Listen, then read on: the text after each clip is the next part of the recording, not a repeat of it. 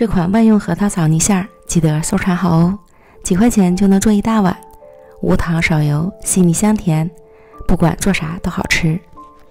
400克去核红枣，加水清洗干净，再倒入到蒸屉里，上锅蒸熟。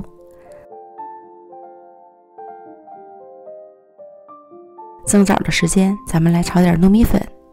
40克糯米粉，全程开小火，不停地翻炒，炒至微微冒青烟，并且可以闻到香味了，离火。先盛到碗中备用。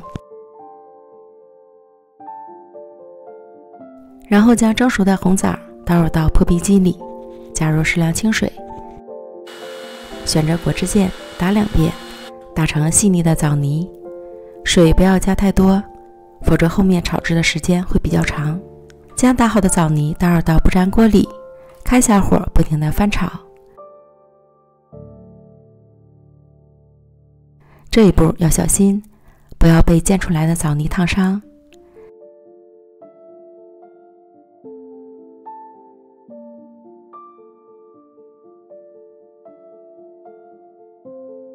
炒至枣泥颜色变深，变得浓稠，这时加入35克玉米油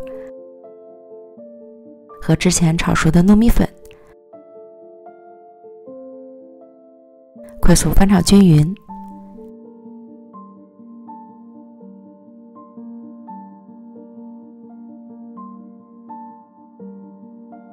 最后炒至枣泥馅儿基本成型，可以抱团儿。出锅前加入适量熟的核桃仁，可多可少，按自己的喜好放，翻炒均匀即可出锅。最后得到的就是顺滑的、不粘手的、稍微软一点的核桃枣泥馅了。